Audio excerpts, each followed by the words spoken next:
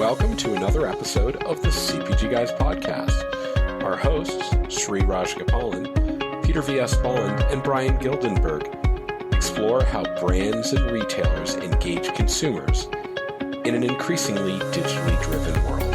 And now, here are the CPG Guys. Hello, and welcome to the CPG Guys podcast. I'm your co-host, Brian Gildenberg, and when I am not co-hosting this podcast, along with my partners, Sri and Peter, I help lead North America for a retail research company called Retail Cities. And today, I'm joined by my friend and co-host and fan of the best baseball team that money can buy, Peter Bond. Peter, how are you, man? How's it going? I'm getting ready to see that money turn into World Series trophies. Wouldn't that be nice, Brian? The movie $1 Billion Baby coming out soon for Moneyball on steroids. It's the exact opposite of the Billy Bean strategy of optimization. It's like spend. Let's put the money in Moneyball.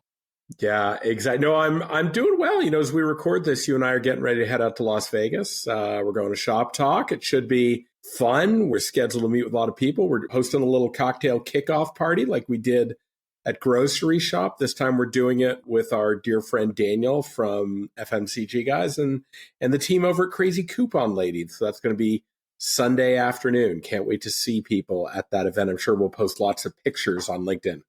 That'll be good. I look forward to seeing the Red Sox front office at the Crazy Coupon Lady happy hour, because I think that's where we're buying our bullpen. There you go. So I'm very excited about that. And of course, by the time people hear this episode, this will all be in the past. Academic, one might say. Yes. So all of you listening can remember Shop Talk if you are lucky enough to have memories after 4 days in Vegas. So excellent. Well, before we get to our guest, we just want to make sure that we ask you to help spread the word about the community we've created here on the CPG Guys. Beyond sharing our podcast with your friends, if you're using Apple Podcasts or Spotify or any other platform that has stars on it, please leave us a rating as it helps feed the algorithm, makes us more findable by CPG and retail professionals like yourselves looking for the combination of education and entertainment we look to bring to the world. Not to tell you what review we like to have, but chive bars. It rhymes with chive bars.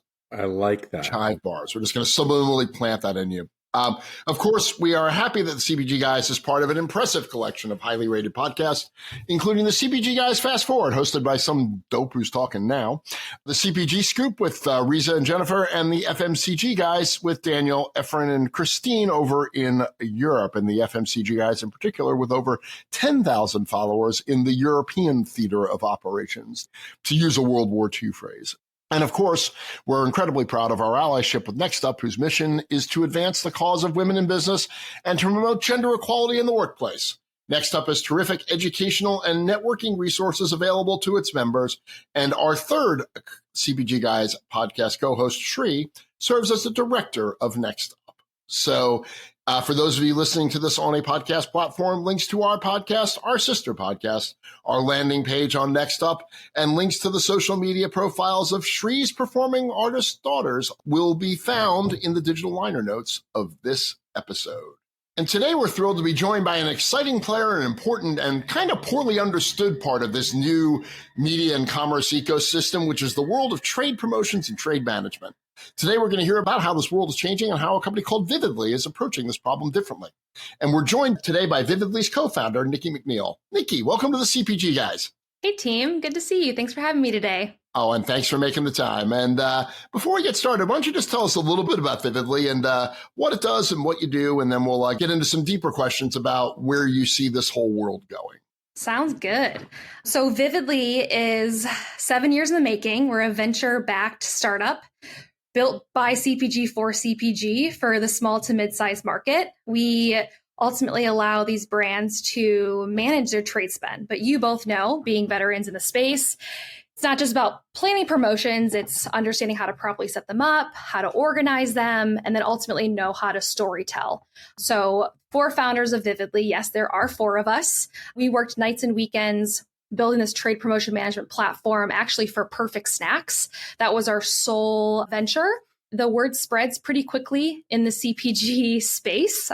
We are a small world. And the word got out, and they were really interested to see what was the magic sauce that we put into Perfect Snacks and wanted to really learn more. And so here we are, fast forward, we have a team of well over 60 and working with several verticals to really allow them to understand how to maximize their trade line.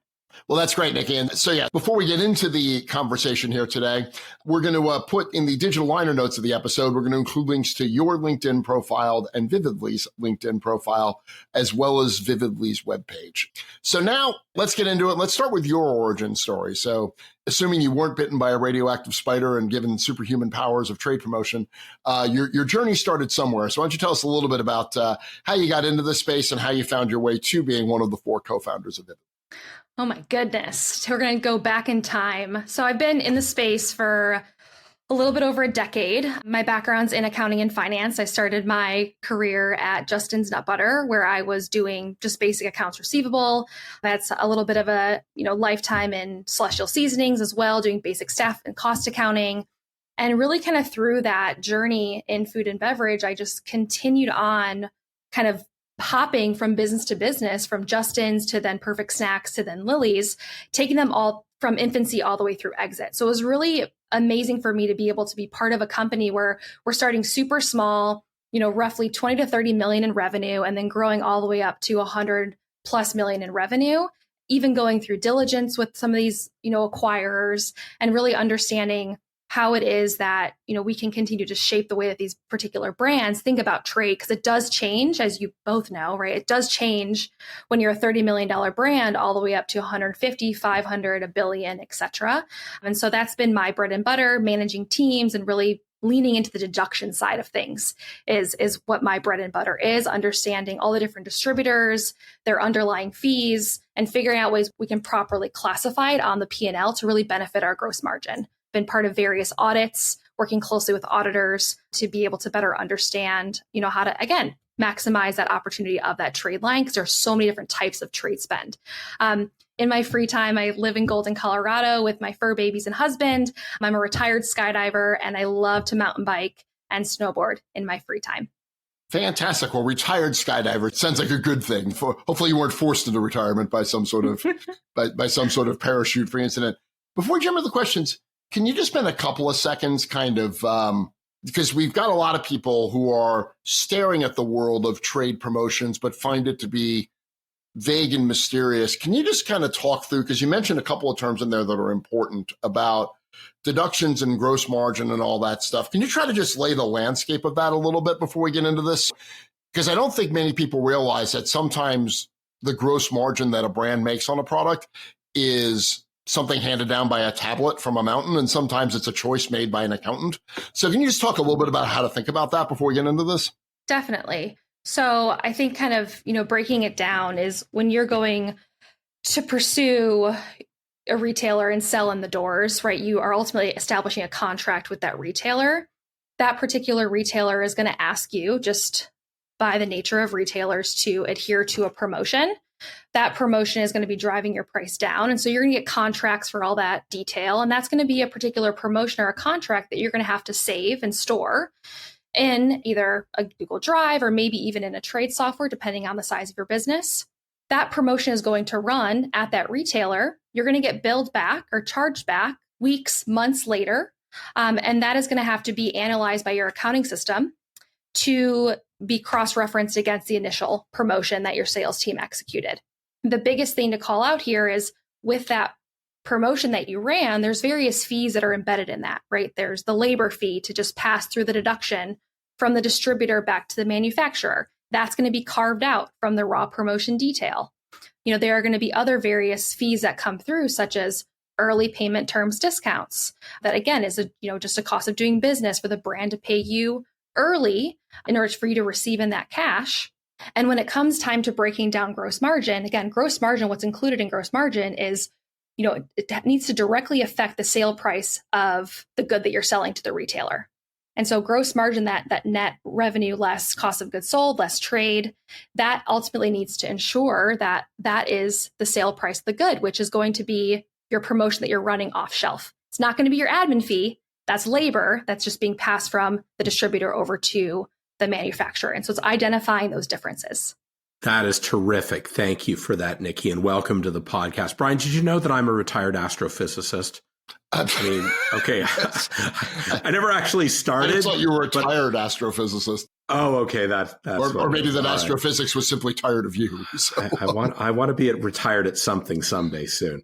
In any event, so Nikki, obviously promotion optimization. We've talked about this on the podcast, and we know that this whole concept is a slice of the commerce ecosystem that has been around for quite a while. What are some of the important difference in terms of how you and your co-founders at Vividly really thought about solving this problem for brands that was fundamentally different than kind of the legacy approaches?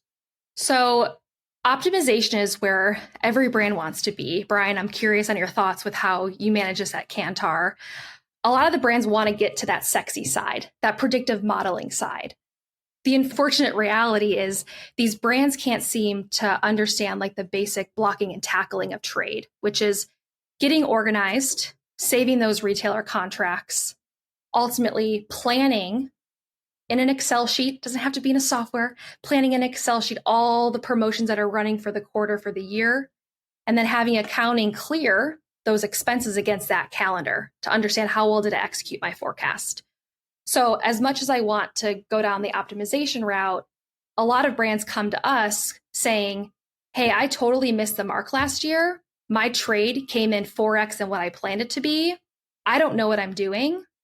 The team internally doesn't know how to maximize this trade line, which is a great lever to play with to drive your top line, which is revenue. Help me. And so through Vividly and even through our competitors, it's really just like that we're trying to help these brands understand the basic blocking and tackling of trade, which is the organizing, the managing, and then the storytelling to get them to understand ROI, to get them to understand bottoms up accruals, et cetera. Mm-hmm. And I think from when you play that out at a larger scale, it's the same problem. It's just massively scaled. I think the problem with optimization, and this is one of the lessons that we've hit on this podcast any number of times in any number of areas, is that from a data point of view, there's no truer four-letter acronym than GIGO, which is garbage in, garbage out, right? So if you're trying to optimize, but you don't have the basic information correct, you might as well just guess it's faster.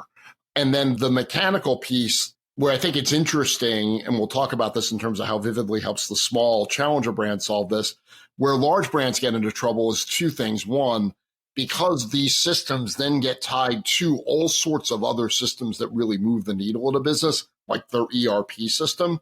They're either part of the ERP system, which means that flexibility may not be their long suit, with all the respect in the world to my good friends at SAP, or that the system itself has to interface with a much more complicated series of other downstream systems that just make it clunky and hard to work with. So one of the things that we always tried to solve for was the problem that you have this system, but most of the work is still getting done in Excel. Like, people do all the trade planning in some homemade module that they've got, and then it's some intern's job to, quote, put it into the system. And at that point, you're not using the system at all. You're basically doing a lesser version of what you guys do, because you've got some spreadsheet model that the account handler built in 1979 that gets passed down from generation to generation that manages the trade for that specific retailer. That has nothing to do with anything you're trying to accomplish as a business. So there's stuff in the system, but no one's using that to optimize. All you're really using that to do is record. And that's where I think a lot of the dynamism comes from. And speaking of dynamism, one of the things that was most impressive about your company, as we kind of looked at it to start with, are just some of your clients, right? So, you've got Oatly, you've got Liquid Death, you've got Kodiak Cakes. Shout out to my good friend Val Oswalt. Like a lot of really smart brands in the world that are brands that people would point to as being kind of forward thinking. So what do you think these fast growing brands need that might be different than what a more traditional brand might need that you're bringing them? Yeah, so I think when something that, Vividly is really fond of is being that partner for that brand. We're not just a third-party provider. We want to be there for you and support you in your journey of scaling your business. We have, various tiers that these brands subscribe to tailor to what it is that they need, right? We have a forecasting tool, budgeting tool. We have ROI, we have indirect trade rates, et cetera, bottoms up accruals. That aside, though, brands come to us over our competitors because we listen to their needs. Through the 7 years, we conduct regular product meetings with our clients to understand, how is it that you got from 100 to 200 million as a business? How did your trade differ? What did you need? What did you do differently? In addition to that, we have a customer advisory board. We conduct monthly meetings with our clients, those that want to join free of charge. I guess it's kind of embedded in the contract that they're paying for. But it's free to join.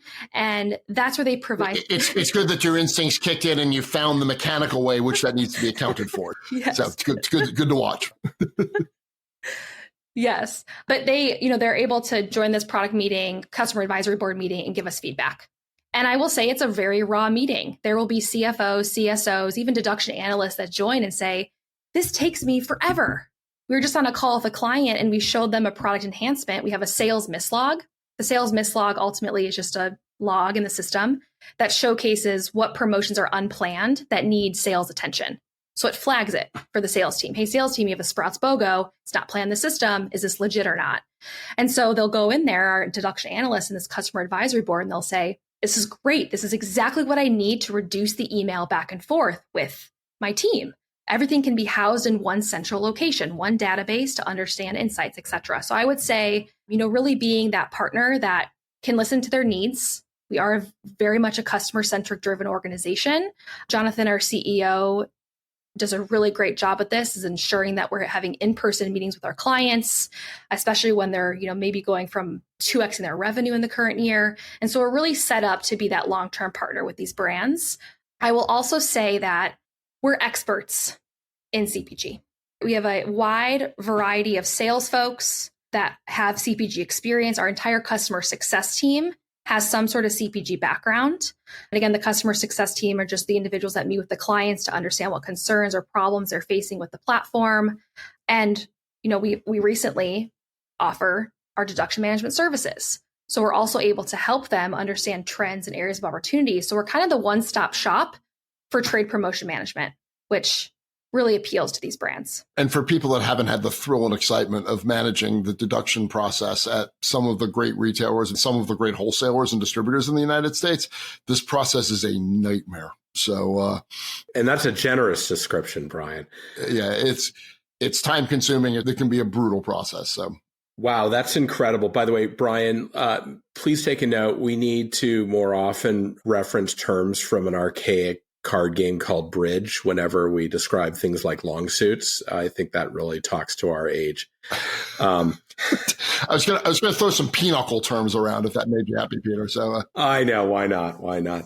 Okay, so I love that, and just imagine that, Brian, listening to your client, actually trying to understand exactly contextual understanding of what that they've done, because simply just taking a whole bunch of numbers and plugging them into a spreadsheet and expecting to get better results than the rest of the industry is probably not realistic. So to that end, my question for you now, Nikki, is how important is the forward-looking view in trade management versus just filling in those cells in an Excel document and just tracking over time and looking at backcasting and saying, hey, this is what happened. And we can forecast that that's probably what would have happened if you had done exactly the same thing, which is kind of silly. So how are your best-in-class clients really improving their forecasting through the use of Vividly as a platform? So I don't know if you guys have seen the recent article that PwC put out on how they have a performance evaluator, which is quite fascinating. And roughly 85% of brands actually struggle with understanding where they were overspent. And they don't know what product group, what retailer, what trade fund type. Was it a scan? Was it an MCB, slotting, et cetera? And so looking at that and thinking about this forward-looking initiative that I think all brands need to keep in mind, it's brands don't actually know if they have an issue until they see it. And so this kind of goes back to my initial answer. It's we really need to empower these brands to be able to organize and track their trade spend to see, again, where are they underperforming, where are they overperforming? And again, through insights, right? The devil's in the details. When you have good data in, you can ultimately gather good insights to understand what promotions need to be repeated, what promotions you maybe need to pull back.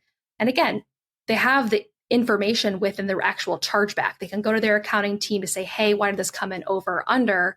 And so it's really ensuring that, these brands are empowered to leverage a software, leverage an Excel template to understand where they need to head as a business.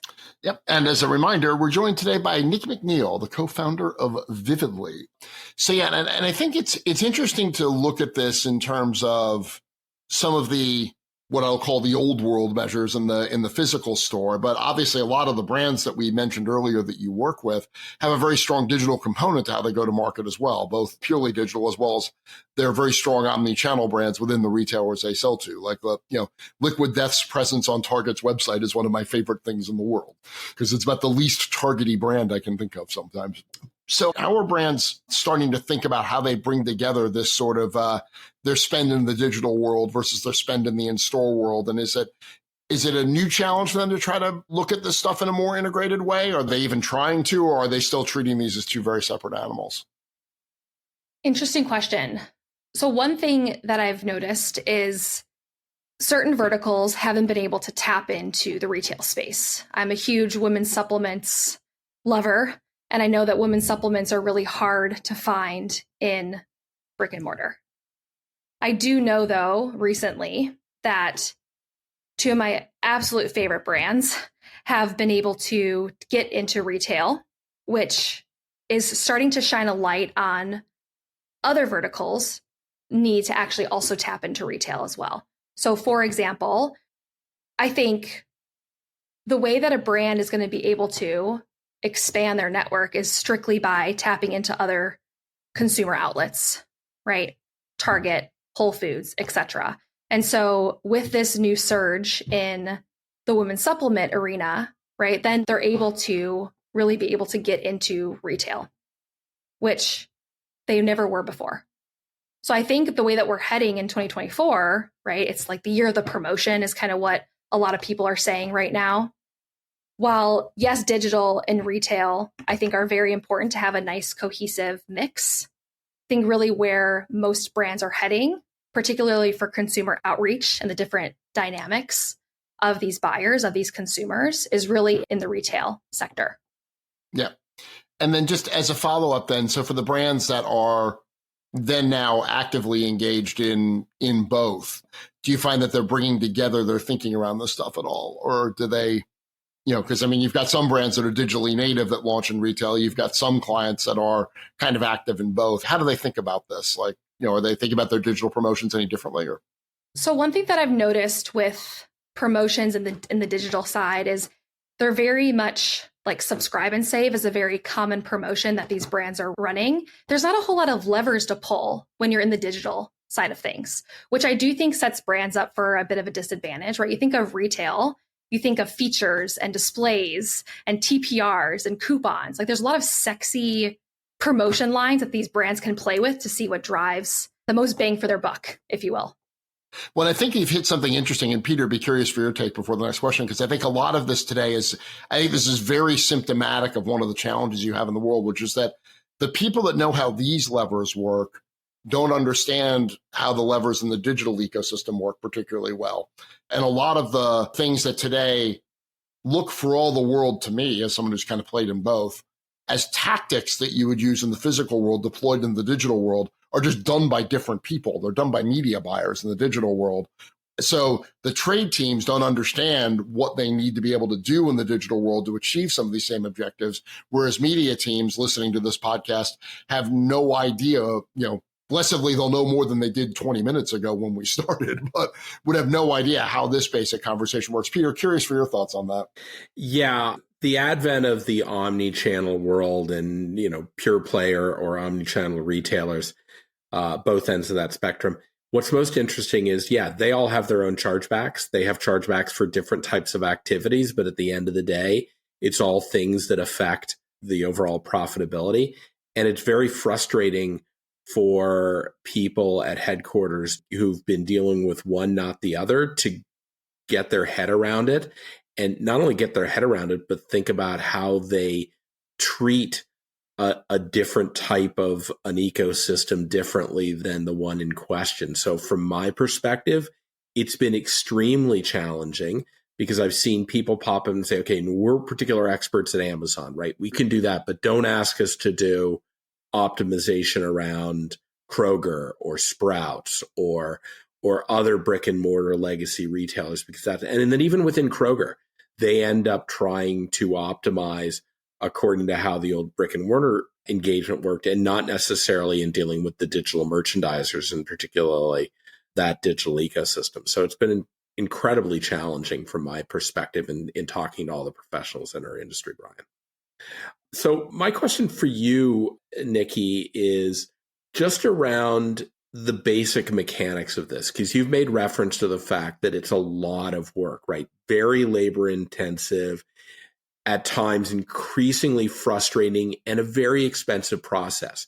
And at the end of the day, what are you left with? Many times an Excel spreadsheet, and you get one cell wrong, or you screw up a calculation, and the whole thing falls apart. And you got to send someone in to basically do like a forensic examination of the tool. And we know where that ends up, right? So what are you doing at Vividly with your clients to help manage this in a more error-free and scalable way that these old legacy mechanisms driven by massive Excel spreadsheets with pivot tables just aren't really able to handle and eliminate all of that intensive effort and frustrating process? I think even some competitors to Vividly today, their platforms are a bit archaic, Netscape era, and the sales members go into the platforms and they don't know where to go, where to navigate to create promotions in mass, how to analyze their promotions so they can, report up to their team, etc. And so at Vividly, there are a couple tools that I want to call out. It's strictly advanced duplication. I think it's one of our sexiest features today for the sales side, for just duplicating promotions in mass across various months, years, and being able to change one piece of information in that promotion and get it done within seconds, right? The sales team needs to be out selling, not necessarily doing administrative work. And then there are controls that are embedded in the Vividly tool to have their boss go in and approve their deal or decline with adding comments. So it's a great way, it's a cohesive way for the sales team to go in with the appropriate controls to make sure their promotions are planned. The second side of things is our deduction scanner and matcher module for the accountants in the space. We have a reconciliation module embedded in Vividly where you load in the check remittances, right? When you get paid from a distributor, you load it in.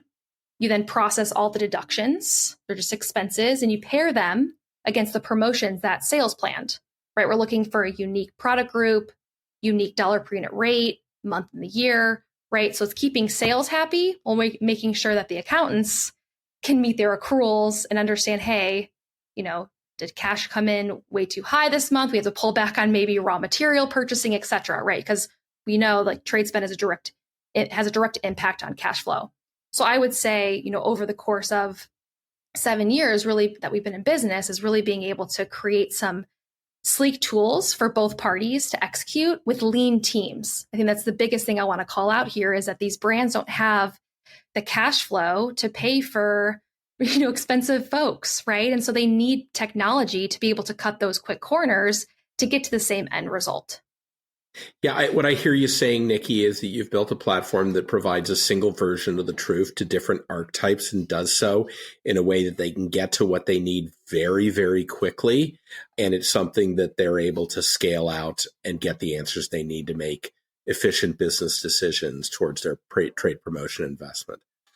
Brian? So, as you think about bringing all this together, I think one of the interesting things is that, you mentioned this earlier. One of your core constituencies is the CFO, which is a very important part of a company, but not necessarily the part of the company that a lot of the service providers that we work with get in front of very often. So as you start to think about where the CFO's headspace is inside of these brands, what are the things they're thinking about from a trade point of view, and what are they looking to you for guidance and help on? We need to come right on the money with the forecast. Is what the CFOs are thinking. But let's be real here. In reality, it's very challenging to accurately forecast certain promotions. I've been hit numerous times with BOGOs that we run that go usually way over forecast. And it's probably because we weren't viewing spins data in appropriate fashion, et cetera, right? it boils down to it. CFOs want to make sure they have trailing 12 months of cash flow, enough money on hand to put to other areas of the business, right? It's not just trade spend. It's also, supporting supply chain, right? Because a part of trade spend is that non-trade component, a really big part, with shortages, with service fines. We've seen a lot of service fines lately here at Vividly that we're helping our clients out with. Lots of spoilage deductions on saleables, even some recalls. So at the end of the day, the CFO is really wanting to ensure that what the sales team is putting together from a forecast perspective, they are receiving it, maybe within a new 90 rolling days of when that promotion was executed. So they at least actually has some runway to understand what's to come in the near future. Again, promotions have been flowing. This happened a lot during COVID. Retail stores closed, et cetera. But at the end of the day, that person wants a centralized location to understand what their forecast is, what's actualized, and how much money do I have left to maybe put back on the table to run more promotions, or have that oh shit moment where we've spent too much when we got to pull other funds from sales, accounting to ultimately achieve our EBITDA and achieve our bottom line. Terrific. Nikki, I have the pleasure of asking the last question. We got in the DeLorean and we went back in time in one of your previous answers. Now let's go forward in time, right? I think we'll use the hot tub this time instead of the DeLorean. But I want to understand from you, what do you see as being some of the most important changes in the world of trade promotion on the horizon, looking out towards a year, 2 years in advance, that are being driven either by the evolving nature of the industry or what have you? I'd really like to see how you're thinking about evolving Vividly so that it keeps right on the cutting edge of those changes in the industry. Ooh, I thought you were going to go from the brand perspective, but I'm excited to talk about the Vividly perspective. Hot Tub Time Machine is also a great movie, by the way. So diving into... We'll do the Rewatchables episode on Hot Tub Time Machine later, so you can join us for that. So I think really the future ecosystem, if you will, of Vividly is really tapping into other verticals. So, we've really predominantly been food and beverage, but we're wanting to go into health and beauty, tapping into supplements. We have clients in both areas, and we're learning a hell of a lot with both of those clients. The way that we think about, how to manage their deductions for them, think about how we actually plan promotions, and ensuring that we're up to speed with what it is that that brand's doing to allow them to continue to scale, not only at their business, but also with us. Continuing to tailor to these small brands. I think, Brian, you mentioned you're used to more of the enterprise level. These small brands see different problems than, $100, $500 million brand will. And so we want to continue to tailor to these small brands. They have very lean teams. Some of them don't even know the difference between a scan and an MCB, and how an MCB has a markup and a scan doesn't, and they don't plan those correctly. And so it's educating these brands to allow them to see that. Again, we have a dedicated customer success team where they know the ins and outs of how to plan promotions, and then they can share some of these nuggets of information with those smaller brands. Lastly is, really continuing to drive forward the need to be organized and manage your trade line through a centralized database. A software is ideal to help with the control side of things, and then the insights side of things, and really allowing these brands to get to the sexier part, which is the ROI part, which is the optimization part. We can't get there until we have that good data. Mm-hmm. Well, yeah, and I think it's interesting too that as the part of our constituency that is in the digital and retail media world, I think it's interesting everybody wants to solve this problem for the big brands first, but I think to some degree, trying to look at some of the smaller brands in your portfolio, say if you're an agency or something like that, and trying to figure out how to solve the problem when it's a little easier to get your arms around might actually be a really useful way to sort of think about this, and especially a brand that's got access or is using, a system like yours, which actually helps them organize this stuff in a really powerful way.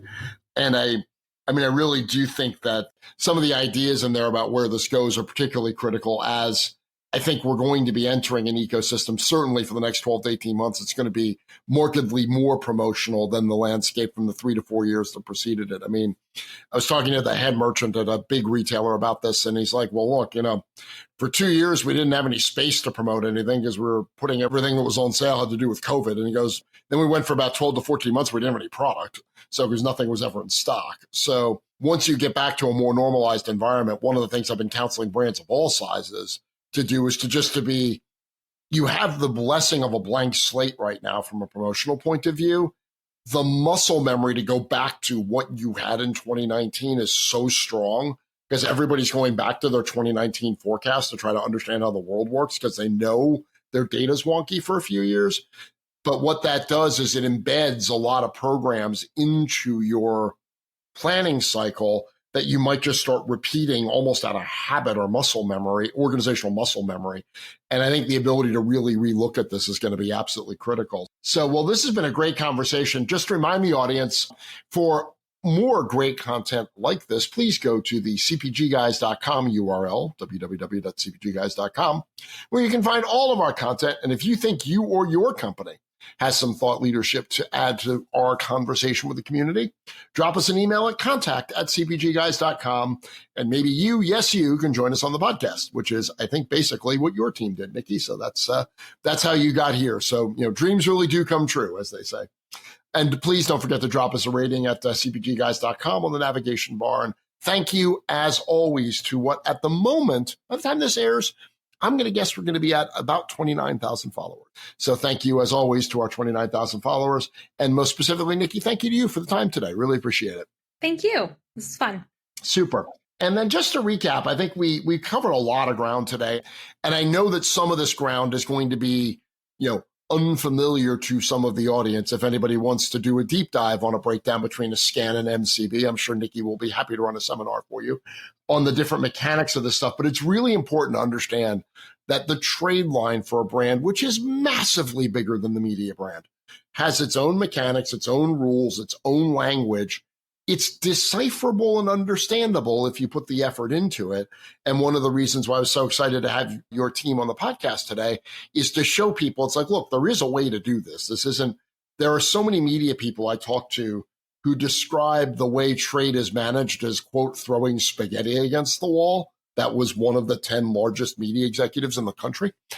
And it's like, no, this is a huge line item for companies. They're trying to get their arms around it.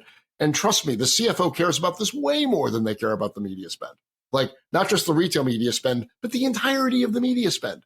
This is a way bigger deal to the CFO than anything the media team is doing. So I love the way that you talked about the basic blocking and tackling and how essential that is, about the need that if you're going to get the forecasting, you've got to have good and accurate and clean data going into the system.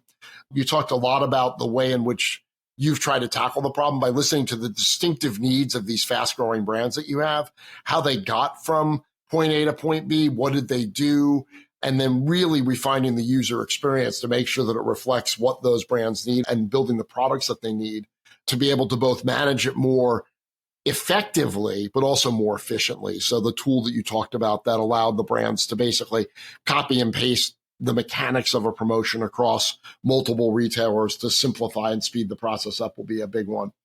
I think your notion that 85% of brands struggle to get their arms around where they're overspending, I don't think that's unique to small brands at all. I think it may actually be a worse problem with large ones. So there is a real need to try to understand all of this better and to really get to this. And I think one of the core promises of Vividly, in addition to just being is that whole notion of a single source of truth. And that single source of truth, as more people need to understand this, is going to become more important, not less. So I enjoyed a lot of the ground that you covered today. So thank you for the time, Nikki. Peter, thank you, although you have departed us for an arts and crafts adventure with your daughter at this point. And thank you to everyone who tuned in today. So have a great afternoon. And for those of you who saw Shop Talk, we were delighted to have seen you. So take care, everybody. Thanks.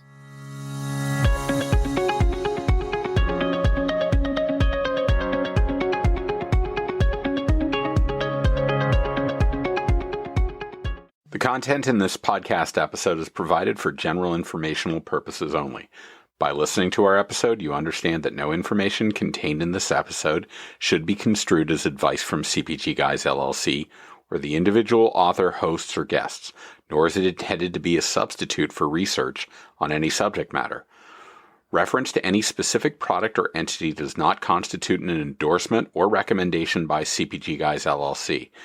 The views expressed by guests are their own, and their appearance on the program does not imply an endorsement of them or any entity they represent. The views expressed by CPG Guys LLC do not represent the views of their employers or the entity they represent. CPG Guys LLC expressly disclaims any and all liability or responsibility for any direct, indirect, incidental, special, consequential, or other damages arising out of any individual's use of, reference to, or inability to use this podcast or the information we present in this podcast.